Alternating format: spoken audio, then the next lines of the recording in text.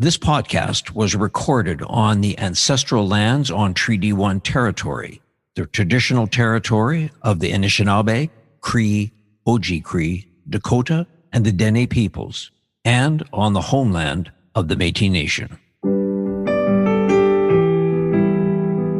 This is Humans on Rights, a podcast advocating for the education of human rights.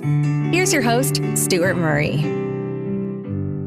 Rhonda Thompson-Wilson is an HR professional. She is a singer, songwriter, and a mentor who regularly donates her time to community organizations, from performing to financial consulting to facilitating events. She is the treasurer for Black History Month Celebration Committee, and she is the president of the Congress of Black Women of Manitoba. And if there was ever a podcast episode that I wanted my guests not to respond in talking to the answers, but to sing, this would be one, because Rhonda Thompson-Wilson has the voice of an angel. And I am delighted to welcome you to Humans on Rights, Rhonda. Thanks for taking some time to have this conversation. Oh, thank you so much for having me here today, Stuart. You know, I have been blessed in parts of my career when I was in politics. I would love to go to some of the Black History Month celebrations, and some of the best ones were when I had a chance to hear you sing. And I know that we're going to talk about the concert that's going to be coming up on March the 4th, the Black History Month Heart, Spirit, and Soul concert, which I know you're involved in. But let's start our journey kind of at the beginning, Rhonda. Where's your family from? Well, my family originates from Jamaica, from the parish of St. Thomas. Both my mom and my dad met. They grew up in that parish and they met there. My parents took a bit of a wayward journey to Canada. They were invited to go to England to visit family, and potentially even migrate to that country. And then they changed their mind, got an invitation letter from my aunt who was already here in Canada for some opportunities. So my mom came over here as a domestic worker back in the 70s. And that's how we ended up being born and raised in Canada. And so, Rhonda, did your folks come directly to Winnipeg when they arrived in Canada? They did, yes. By way of, they traveled through, at that time, they would have had to travel through Montreal, but their final destination was to be Winnipeg, Manitoba. Not knowing anything about the weather here. Yeah, no. I keep saying, they arrived sometime in July, August. Obviously, that's the only reason why they would want to stay. I hear you, Rhonda. Hey, listen, did you have other family members that were here in Winnipeg? Was that the draw? My aunt and uncle were here in Winnipeg, and that's the only family we had in Canada. Wow.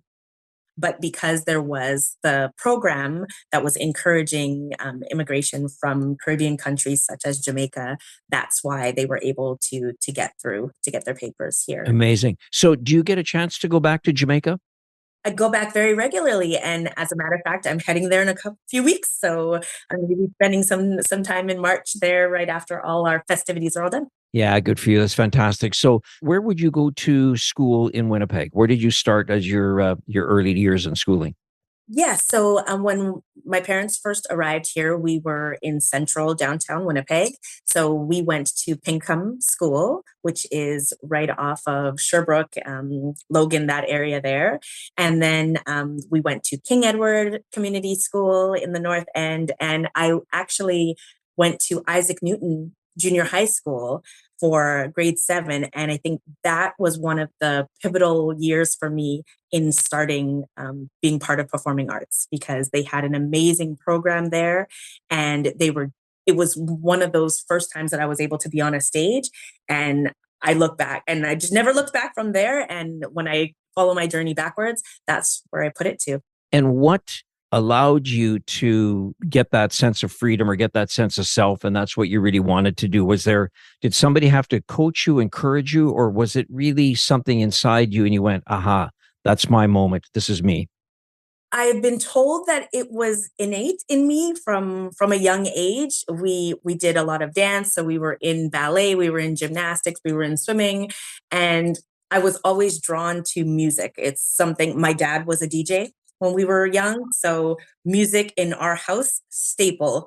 Every weekend, you're waking up to music. That's how we start our house cleaning. That's how our weekend starts. And Sunday mornings before church, again, the radio is on, the music's playing. The 8-track, I'm going to date myself. The 8-track was on. Charlie Pride, Willie Nelson. It was such a wide range of music that we listened to growing up. And I think that just fostered my love for music. So it started from my childhood, and it's from my parents. My parents are music lovers, and to this day they're lovers of music. So your dad was a DJ. My dad was a DJ. Okay. Yeah. And was that something that, I mean, you just think about like Willie Nelson as an example. Like, so if you're a DJ, I mean, you can always go back to looking at what sort of roots that your family would have in terms of the music that they would have been brought up at. But you think about things like learning, like, the Willie Nelsons of the world and that sort of thing. It's a fantastic world when you think about the importance of music, regardless of where it comes from. I mean, it connects with you, right? Absolutely. And the words, music is a form of communication. And that goes back from our ancestors. It was always a way to communicate, whether it be the drums that started celebrations, the lyrics where people were able to express their stories, and storytelling through that format is where that all comes to. And I think that's why my parents went to country music specifically, because there's so many in-depth stories within that genre that maybe weren't being told in other genres. So it was less about the genre and the beat for us, and it was about listening to the words and really understanding the stories of other people that might not have looked like myself. So it gave me a broader sense of how others live, and so I can see the similarities as well as the difference. And I think that has helped me in being able to communicate with others as well. And Rhonda, did you ever have a chance to take singing lessons or acting lessons or anything at all that would give you sort of that sense of what it's like to be on the stage, or was it all Rhonda Thompson? My mom had signed us up for piano lessons when we were young. So my sister and I were trained in piano, which again, if you're knowing how the musical base is, it allows you to do structuring for songs. And that's where that stem comes from for me. Having that capability to format melodies in my head. Again, that musical background was very helpful. And that's where it started. So recitals, even with ballet, they put you in recitals. So from small, I've got pictures of us on the stage. We were with Royal Winnipeg Ballet, little teeny tiny Nadia's and Ron. We were 5 and 6 at that point, and that's where our love of dance came from as well. So my parents were able to see it in us quite early and found ways, although we didn't have a lot of the means. Oftentimes households have that financial barrier. I don't know how my parents did it, because they had twin girls, as well as I had an older brother as well in the household. So trying to find that balance of making ends meet while still allowing us the opportunity to be able to thrive in which area we wanted or needed to thrive in. I think that's goes to the strength and courage of my parents to be able to find a way to just make it work. Yeah, no, for sure. So a couple of quick things here. I know Nadia, of course. Nadia is so incredibly active in the community, and she sits on my board. So I'm very, very proud of her. And she's an amazing woman. But you are twins. We are twins, yes. And I don't think a lot of people, sort of know that. So you've got a twin sister who's as eagerly and as active in the community. And I think I always call her the president of Black History Manitoba. I think she said, well, I'm the chair. I'm not sure. She always sort of wants to downplay it. And I'm like, no, you're rocking it. You're rocking it. She is a force. Yeah, she is totally a force. But so twin sister and your brother. Tell me a bit about your mother. Your father was a DJ. Your mother, how was she important in your life as you were starting to discover the fact that you really enjoyed being on the stage? Yes, I think that my mother really showed me how important it is she gave me strength and courage to get out there and just do what needed to be done. I think that's what I got from her. She worked two jobs. She was a waitress for most of our career, or for most of our childhood. Her career went from restaurant to restaurant, and she often had to do two part-time jobs, retail or service industry. And she did it with such pride, and she never looked at it as just a job. She was consistent and she was hardworking, and we could see that because we would have to, service, she was working in the evenings. So a lot of times we'd come home, we had a key to get in, we'd have a babysitter come when we were younger, but we spent a bit of time by ourselves while she was going to work in the evening as we got a little bit older. And because we had an older brother, he was able to watch us. But we never felt abandoned. We never felt like she was picking her work over us. We understood quite quickly that she was doing that all for us to be able to do what we needed to do. So she made sure that we knew that schoolwork came first. She would ensure that when she came home, as late as it was, we were supposed to leave our homework on the table so that she can see. And in the morning, if that wasn't on the table, we were hearing about it. Or she would wake us up before we were supposed to get up and make sure that we got our schoolwork done. So she was very, very strong on education and making sure that we got what we needed to get done. Anything else was just icing on the cake. So as long as we had that foundation, music to her probably wasn't as important as it was to me when I was growing up. So I kind of had to fight for the right to do that kind of stuff. So that's why I say that my schooling at Isaac Newton, which combined education and the performing arts, was so pivotal, because I don't know that my mom would have truly taken my talents seriously had she not gotten the opportunity to see me on stage in junior high.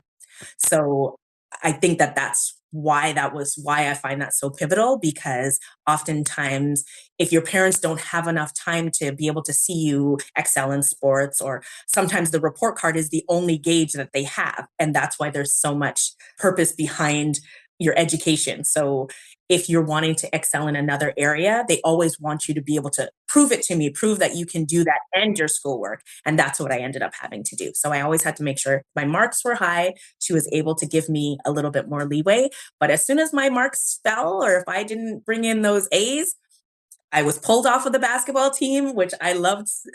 I loved being a part of that, but I knew that school was first, and I knew that I had to suffer the consequence if I was making that lapse. And that's, really such a powerful sort of message, when you've got parents that are so passionate to make sure that you succeed, and they've got sort of always that grounding, that they want you to be grounded as you sort of go. But, Rhonda, I want to make a comment that the fact that your mother was able to see you on stage and how that had an impact on how she was able to not hear about you telling a story about how great the concert was or how great the performance or whatever it may be, but she was able to see it firsthand. There's a lot of times that parents, and particular mothers, are working. And the fact that she was able to find a way to see you is really, I think, so important to how your career has been able to advance. And I just think that, those moments in time of having a parent who is able to find a way from work, because typically a lot of performances happen and during the day, or when your parents or your mother may be working. So that must have been a very proud moment for your mother, your father, and for you as well. Absolutely. Yeah. And that's why I know, and I see that with other children when I go through the mentorship programs. I see that they're looking in the stands when their parents can come and see a performance after we've been working so hard for the week to gather something together. It's just the joy in their eyes, and it takes me right back to that time. And it's just beautiful. And I always hope that ends up being a pivotal moment for them as well. And it's just great to see. It's one of the reasons why I'm so passionate about doing the work in the community, and because I know that somebody else had to do it for me. And why not me? Like, why wouldn't I give back to a community that gave to me? Because if somebody wasn't there to mentor me, to push me, because I'm a shy individual. Most people don't. My sister rolls her eyes every time I say Yeah, no. Hey, listen, I'm going with your sister on that one. But hey, this is your show, Rhonda. So we're going with your shy. I'm all good. I'm all in. Extremely shy. I have to kind of muster up the courage to get out there and do what I love to do. But once I'm in the moment, I'm good. But I do stress to people, and I mean, it's a good thing for people to know that not everybody that you see on a stage is necessarily comfortable in doing it. It's not necessarily their natural instinct to be out in front. I like playing the background. I'm A-okay with that. And that has fostered my songwriting side, because a lot of the stuff that I create, nobody ever even hears. I mean, it's sometimes just therapy for myself. So I use that. The pen and the paper is my way of getting my story out there. But I write a lot of stuff that never does hit anybody else's ear for that, just because it's a way to communicate and a way to release that is not necessarily for public consumption. Yeah. And I want to talk singing, songwriting, mentoring, but do you have a moment, Rhonda, where you could share the very first performance you did at Isaac Newton? Do you remember what that was? We did a musical for Dirty Dancing, actually. It was a reenactment. So I sang Be My Little Baby. Yeah. So it was a movie. I don't even know that my parents had even let me watch the movie. So me learning about the movie was through the musical that we did at school. And then I ended up being allowed to watch the movie afterwards. But that was the song that I did. And the cheering of the audience, and then it ended up being such a hit, like the whole production. We ended up taking the production and going on a Western Canadian tour. So that was my first touring experience as well, and I was 11 years old in grade 7 when we did that. Wow, that's incredible. Yeah, it was really fun. I had braces, glasses. I mean, it was junior high was a bit of a mess. But once I hit that stage, I felt like a brand new person, and I just knew that that was probably the path for me. You touched on something that, when you say that you're a shy person, we can maybe debate that for a while. But, Rhonda, the fact of life is it's interesting that people who may be not as comfortable having conversations, but, and they're not looking for the spotlight, but when they get a chance to sing or perform or whatever it may be, they have a sense of releasing any inhibitions and they just become, who they are. And, clearly that was your experience. What was some of the memories of you touring as a grade 11, or sorry, I apologize, an 11-year-old in grade 7, going on the road? What was that like? Well, it's the first time I remember going out west in Canada. So, and we went by bus. So we got to actually see a bit of Canada that I didn't even know existed. So, I mean, we used to go to events out in Gimli, let's say. So I had been outside of Winnipeg, but I don't think that I had been on the road outside of Manitoba, definitely not west. So going through Saskatchewan and being able to stop in Regina, Saskatoon. I think we went to Estevan and all these little towns, Otterburn. I remember going through, so I was like, I didn't realize the vastness of, because I mean, you can see Canada on a map or on a globe, but you don't truly understand the vastness of it until you're driving by vehicle. Yeah. Going, and it's hours and hours before you hit somewhere. So it gave me that sense of, wow, Winnipeg is just such a small little blip on the radar. And there's so much out here. And even the crowd reception to us as kids, we were kids doing these performances in high school. So kids that were older than us. And it was just a surreal experience. And I was just so happy to be we weren't allowed to have sleepovers.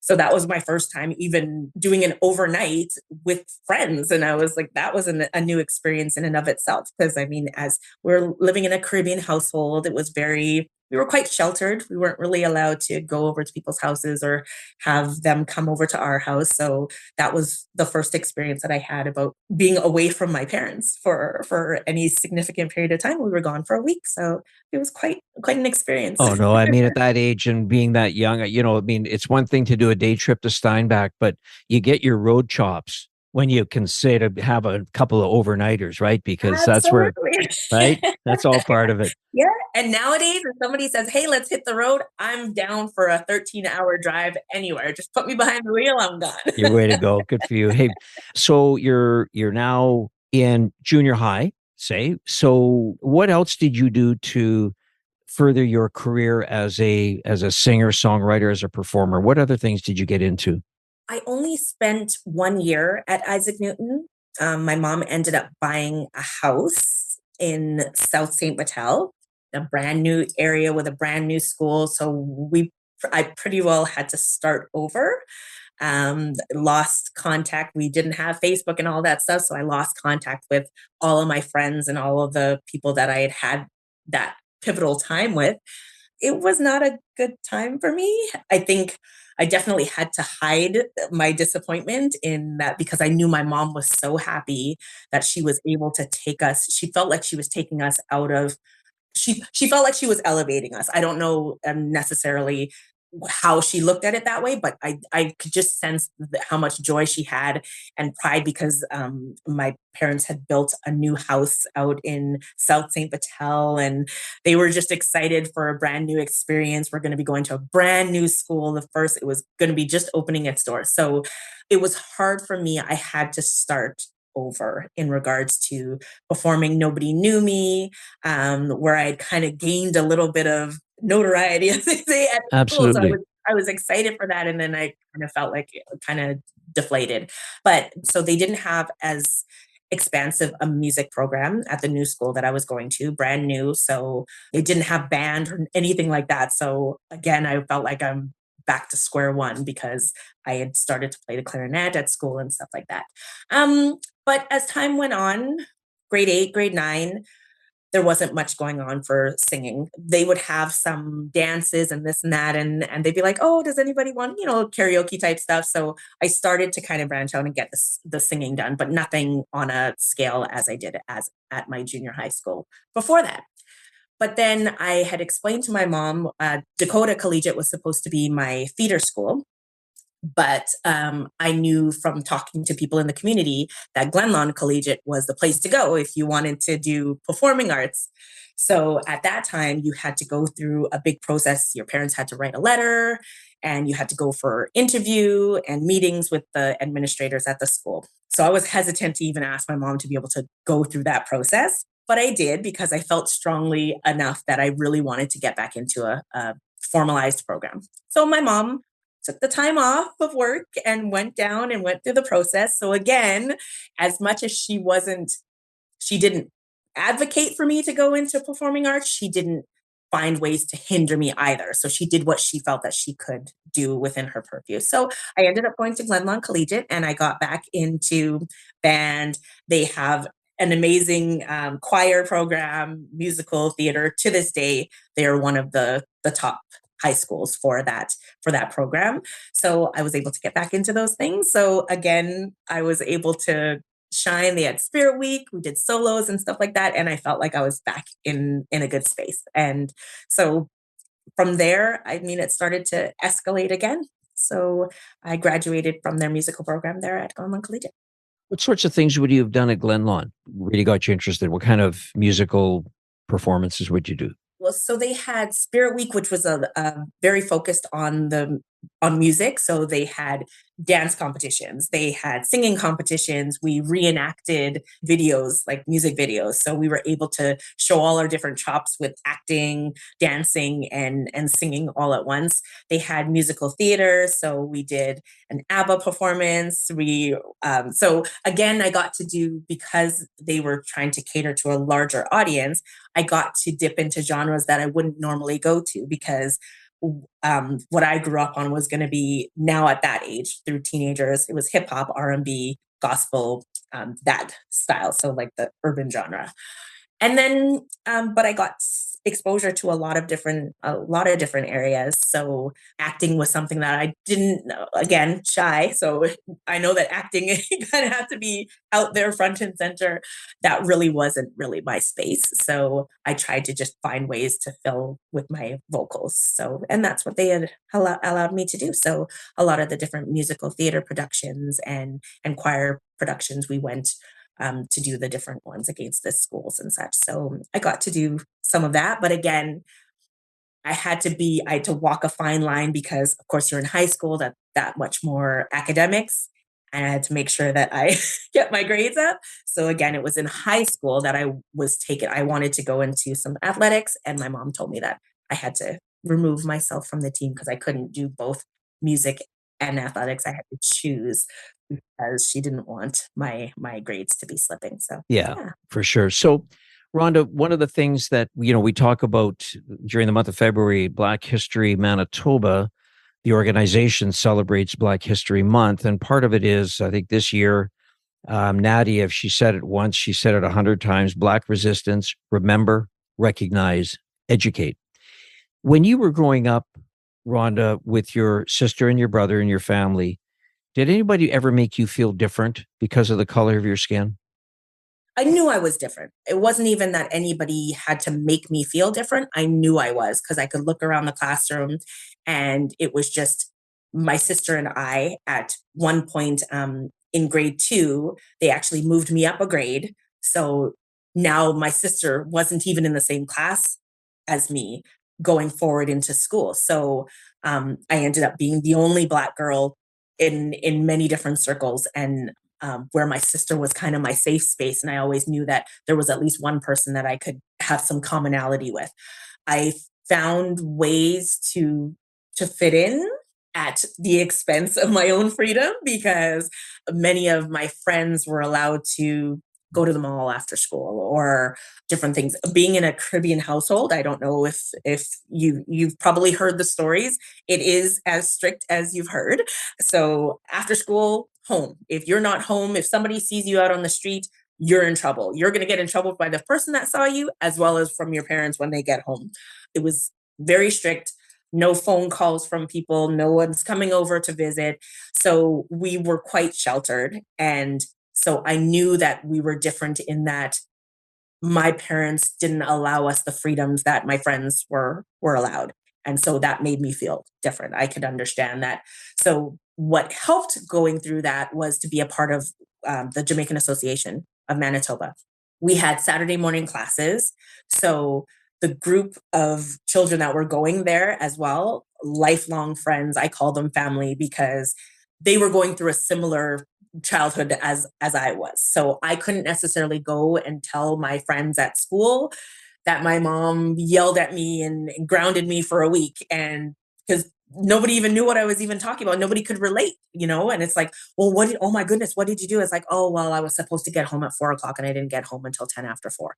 And they're like, oh, your parents are so mean. Da, da, da, da. And nobody could understand. And then it's like, oh my gosh, I'm glad I don't have Black parents. That's what we would hear. And it's like, oh, well, I mean, I'm blessed. My parents are this Yeah. is what I had to do. You know what I mean? And they just couldn't relate. But when we were able to be a part of an association who all the children there, they made a point to teach us about the history of where we came from because in school we didn't hear anything. I didn't know how Black people got to Canada.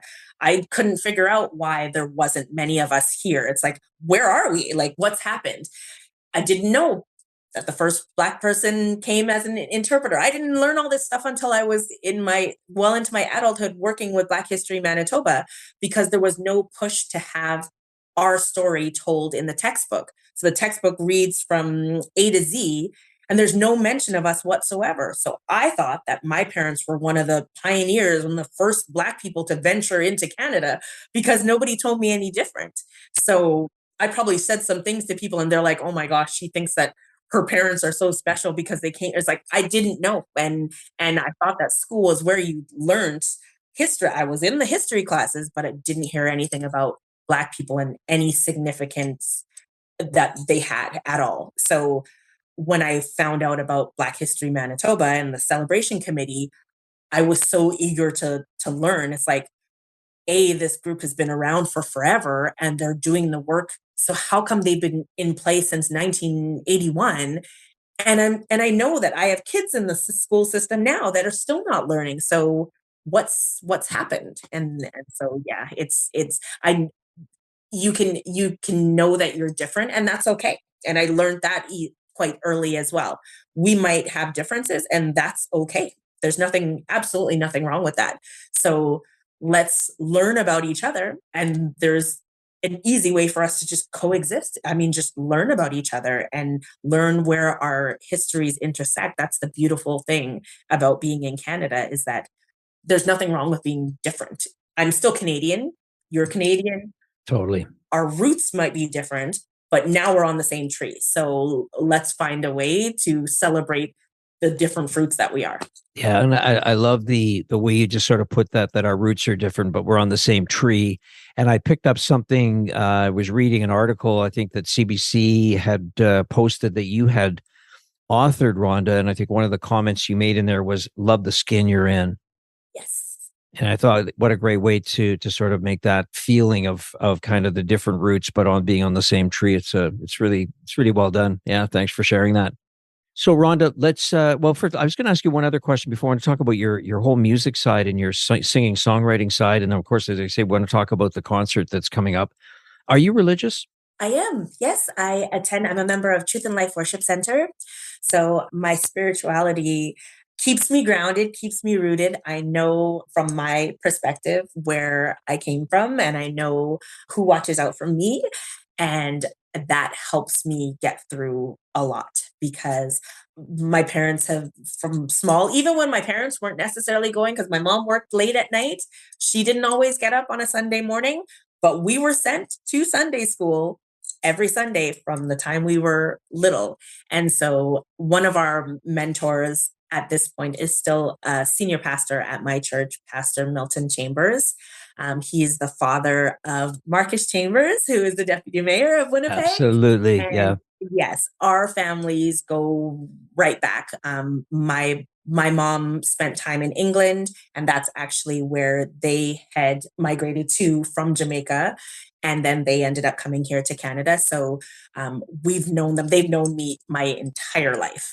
From baby. So I mean, he's still a member. He's one of the founding members of Black History Month Celebration Committee, and he's still a pivotal member of our committee 42 years later, in his 90s, still going strong, still advocating, still making powerful moves. It's like when you have individuals like that, Mrs. Mavis McLaren, Right. again, she was one of our teachers with the Jamaican Association.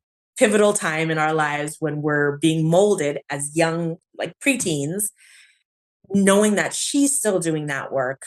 It's so important to see that those individuals who had to endure hardships that we couldn't even imagine, we can't fathom at this point, because they already broke down walls that we never even had to know existed. Yes, it's not fantastic now, but it had to have been so much worse back then when they first came in the 60s and the 70s, having to deal with the challenges of getting an apartment, simple, basic human rights, Yeah. housing, food, finding a way to have employment without having to be put into a box of saying that you can only do domestic work because that's probably all that you're able to do. Not thinking that these individuals are they're educated, they're coming here educated, and not just because they look a certain way can you make the assumption that they can't do what you can do. But that's truly was what they were told. And that's how the society was at that point. And to just know that those individuals never gave up, because if they had given up, then I don't know where I would be at this point. Yeah, and one of the other names that sometimes gets mentioned in these conversations, of course, is Wade Kojo Williams Jr., who I got a chance to meet in my time in politics, Rhonda, and again, a very passionate man. And I would say that there's a number of incredible community leaders from the Black community who have really elevated and made Winnipeg a better city. And, it's a notion that they're never looking for the recognition, right? They don't do it for that. They do it because they're believers in community, and they're believers in trying to make this a better world. And they have done that. And so, you're in the presence of greatness when you're in the room and they're there. And when we did the launch at City Hall for Black History Month, Reverend Milton Chambers was there. And of course, I've seen him on Zoom conversations during the time, but so it was such a wonderful treat and an honor to meet him. And of course, I know Marcus from back to the Canadian Museum for Human Rights, and now that he's deputy mayor and doing great things. So that was a really great launch. I thought that was just an excellent launch at City Hall. Yeah, me too. And it set a wonderful tone for the rest of the month and the rest of the year, because as we say, Black history needs to be talked about 365 days a year. We elevate it, we amplify it, we celebrate it during February, but it is by no means put into a box on March 1st. For sure. As a matter of fact, that's a kind of an interesting segue, because March 4th is going to be an amazing evening. Tell us a little bit about the Black History Month Heart, Spirit, and Soul concert that you are so involved in. The Heart, Spirit, and Soul concert is actually one of the traditional standing events that we have every single year. So this is actually the 42nd annual Heart, Spirit, and Soul community concert. Congratulations. Thank you. It's one of the initial events that they had made sure that they put into the calendar, even when there was just a couple of events, because they know how important music is to our community. It is a way that we celebrate. It's a way that we communicate. It's a way that we advocate. So we make sure that we use it in its many forms, and we want to celebrate and use it to bring forth a message to the rest of the community. And we just love to have it. And we thought that this is the perfect year for us to use it as our March event, because we know that music is celebration, and we're making sure intentionally that the celebration continues into the following month. And we hope that individuals will take it going forward. Yeah, well, listen, I want to talk about that. But what I love about what the Black History Manitoba organization is doing is kind of, as you said, it's not just about the month of February. Let's kind of launch something in January, celebrate tremendous events, which the calendar, Black History Manitoba calendar, is robust. There's so much stuff going on. It's incredible. But then let's have a concert, and let's kind of move the concert into March. Let's just kind of move this thing out. And so let's talk about the concert. I'm going to be there. And so I want to know, what's the theme, or what are you trying to do?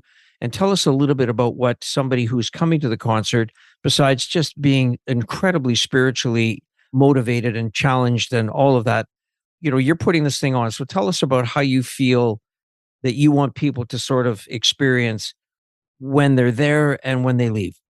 When they leave those doors, we want them to feel full. We want them to feel uplifted. We want them to feel connected. So we've made a point to try and gather up soloists, poets. We have drummers. We have dancers. We're trying to get all the different elements of music to come together into a program that's. And we also don't want to keep people for 4 hours. So we try to make sure that we're succinct and allow individuals to have a time to engage with each other, meet somebody new. We've also taken down financial barriers, because we want individuals that are newcomers to Winnipeg that have never experienced some of our events. Usually there's a cost for this concert. We've taken that away, so that we'll absorb any expenses, and we'll find a way to make it work so that the people that are involved are going to get compensated accordingly, because we want them to know that their time and their commitment to the event is appreciated, and we want to acknowledge that they put a lot of effort in. But we also want as many people as possible to come to the event. So the event is completely free. We're using a community church that has a large youth participation.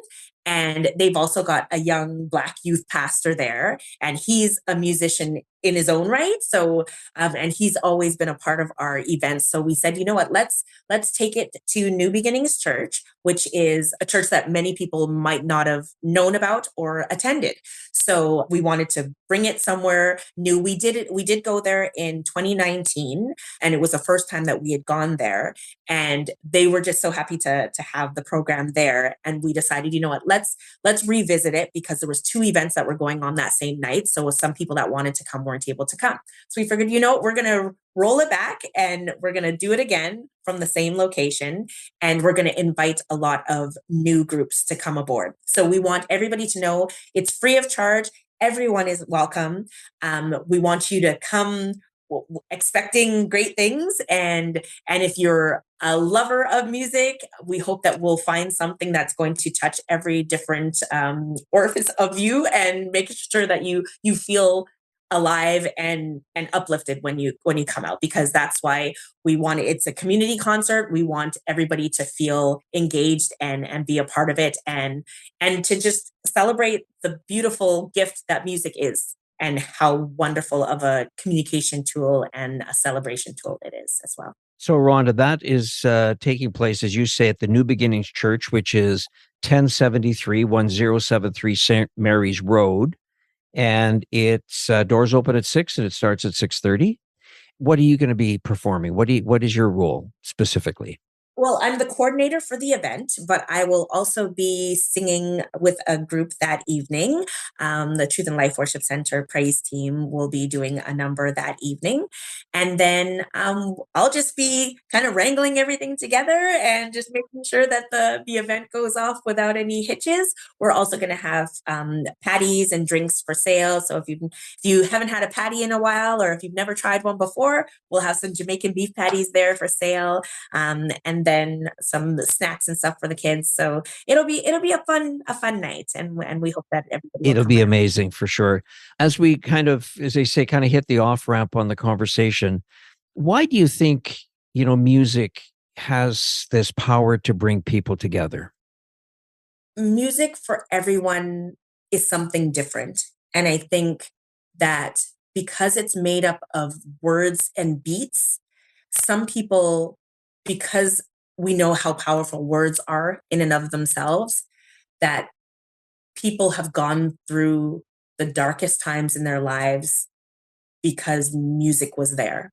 And I know that many of the people that I had communicated with over the past couple of years, there is a reason why there was so many online concerts, and people were doing concerts on their street corners. They were doing concerts from their basements, their kitchens.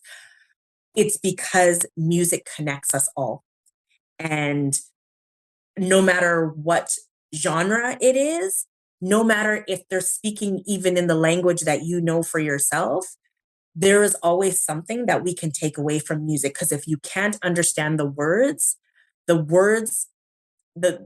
emotion that the music brings to the words is something that even if you can't understand the words, you still feel what the person that wrote the song is going through. And I would use an example as when they do score music for films. If you took away the score music to a movie, the movie would never impact you the way it does if you couldn't hear it. It's the vehicle that drives people's emotions. And the beat, like I said, for many, the drum, to me, it's a driving force behind the music. So people feel uplifted. To me, it connects me back to my ancestors. When I hear a drum, I can close my eyes and I can almost see villages celebrating. I can see babies being born and being brought to people.